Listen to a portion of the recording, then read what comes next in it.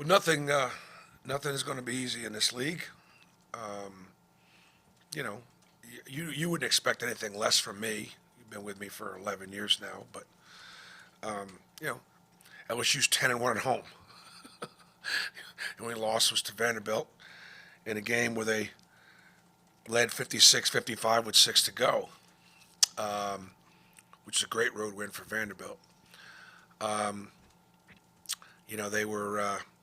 They played at Alabama, the fourth-ranked team in the country, on Saturday, and they led in the second half and really played well. So I think it continues to be about matchups.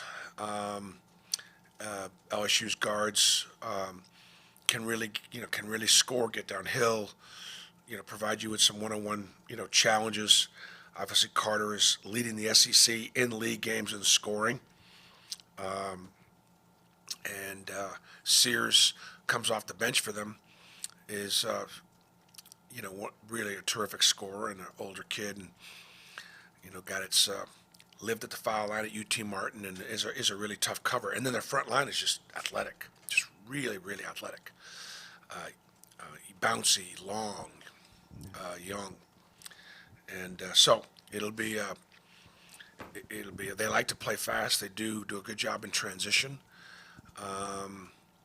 and this is a quad one opportunity for us. But for LSU, this is a separator. I don't know where they are in Joel and Artie's bracket buster. Can anybody tell me where they are? Does anybody know? Okay, so they're like one win against a team like Auburn away from being in, right? And so that's what we're going to face. And I think another reminder to our fan base, and particularly as we start to get more kids from Texas and down in that region, I almost want to reach out to the parents of our students whose children go to Auburn that are down in Texas. Come on over to Baton Rouge on Wednesday night, and because there are still some tickets available at LSU, and we need witnesses. Bruce, one of the analytics sites today tweeted that Todd was the number 1 6-man in the country. Just the spark he provides for y'all off the bench, just how valuable has it been for y'all? Well, Todd was 1, and Cheney I think was 4 or something like that. So it speaks. I think it speaks a lot about, like, let's just say the character of those two kids. I actually asked Cheney during practice yesterday. What do you think about moving Janai back in the starting lineup? He said, "Boy, Coach, I really appreciate you asking me." He said, "I got no problem with it." Of course he has no problem with it, and he may have been surprised I asked him, but I want to know how he felt. Certainly, Janai being our best player and player of the year candidate, deserves to start when he's ready to start. We didn't start him on Saturday because we weren't sure how long or effectively he could go, and he completely pulled a Willis Reed. He just did.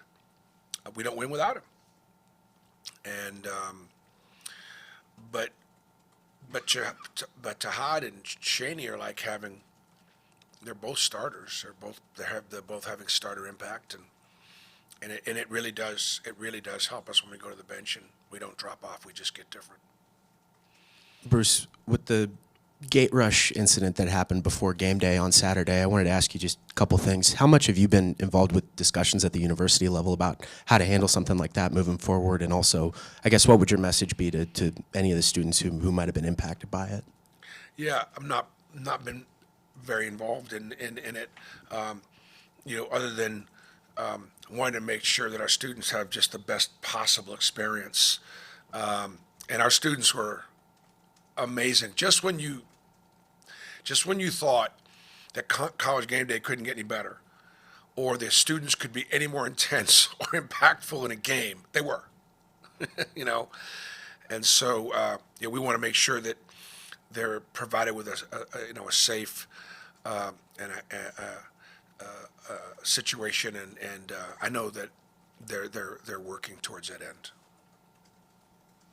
Bruce, back to Tahad.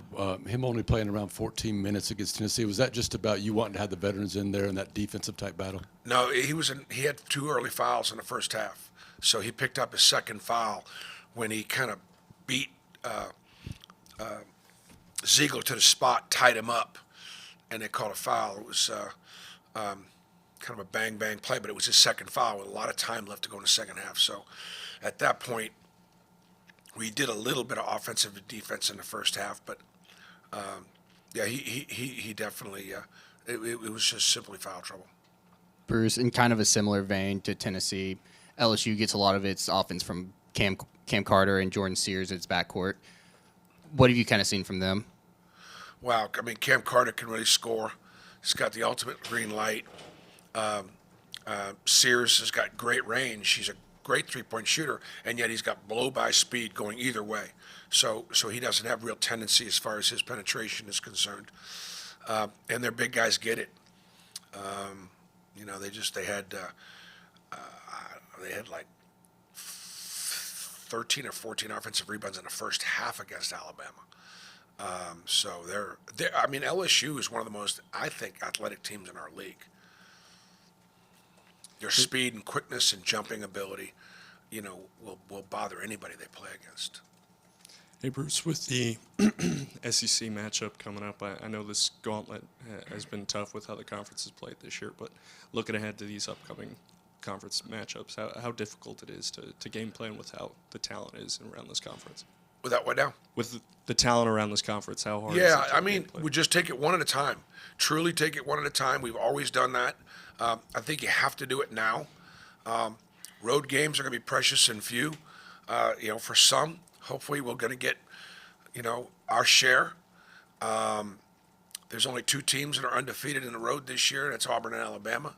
We've each won 3 road games, and we've got 2 tough road games this week with a huge prize on our head. And so, but our guys have done a good job so far this year, where we've been excited about playing everybody. We have. Are we due for a letdown? I suppose, but I haven't seen it yet. Bruce, Denver on offense has had a couple of tougher games. What's that say about him, though, that he continues to kind of play that defense even when his shots aren't falling? May have had some turnovers. Yeah, struggled a little bit. we've talked about the fact that Denver is one of the best defensive guards in the game, and what an incredible job he does. But you got to understand that his whole life he's been a better offensive player than a defensive player. So his whole life he's graded himself and evaluated himself as to what kind of an offensive game he had or has. So he wants to score. He wants to be effective offensively, and so it bothers him when he's not. I mean, it really bothers him. Now it hasn't affected his defense, but we need for Denver to take better care of the basketball and make more shots. Bruce, you talked about a plan B or a plan C, trying to find that for your team after the game. Probably don't want to share those plans with us now, but can you look back at any of your teams that you've had maybe in the past 6 or 7 years and recall a time when when your team sort of evolved through the middle of the season and you were able to find a plan B or plan C? Start the beginning of the question again. After the game, you mentioned that teams have the book on you. You need to find a plan B or plan C. Yeah, no, I think the book. The book is not just on us as a team. The book is on each individual. Like, what does Denver Jones do really well? Well, let's take that away. And then, because obviously we put him in positions, early in the midseason to do what you do. And now, once they take what you do away, what's plan C? And that's every player, that's every team.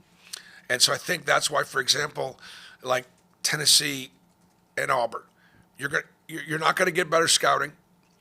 We know everything they do. They know everything they do. We know their tendencies. They know their tendencies. Why can a team that makes 8.5 threes a game only, how many do they make? 3? 4? Auburn or Tennessee? Tennessee. 4. But because we know their tendencies, we know what we know, and so that's what happens to all teams at this time of the year, is who can continue to evolve, and grow and show other abilities without going to what you're not very good at, like without trying to do stuff you can't do. BP, you had some games, I guess, Houston, Iowa State, South Carolina, Tennessee, where in the last 2, 3, 5 minutes, you're not giving up any points.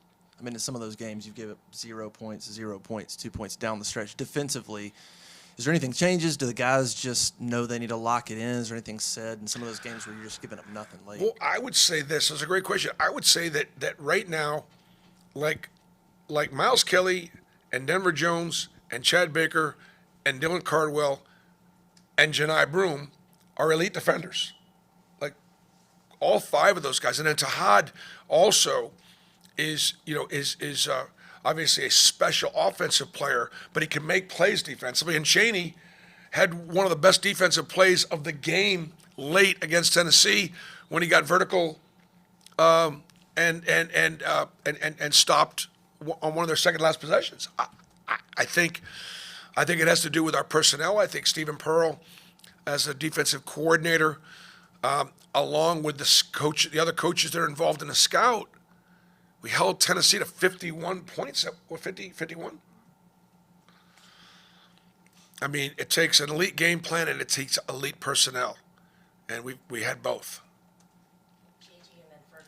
Yeah, Steven was doing an interview earlier today talking about you had a team talk yesterday, and Kai had said he wanted to be a better teammate and get better control of his emotions. Is that something Chad kind of went through some of that too, I think, when he got here? Do you see some parallels between those two guys? I think again, one of the things that you have to be reminded about is that they're still kids and they're 18, 19, 20 years old.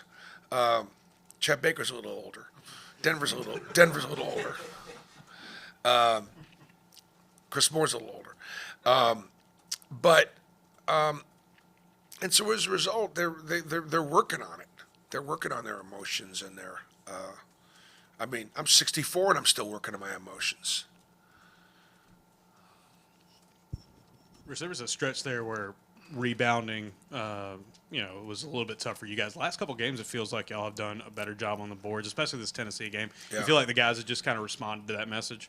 I don't know that it's the message. I don't, because they could be responding to my message, and LSU is athletically equipped to be able to just jump over the top of us and around us and through us, and they're fast and quick, and so we certainly talked about Tennessee's 2 losses prior to our loss. That was Vanderbilt and Florida, and it was those 2 games Tennessee did not dominate the boards, and they lost them both. Every other game they dominated the board. Well, they didn't dominate the boards against us, and so it was something that we knew that was one of the best ways for Tennessee to score, and so it is also something that LSU does really well.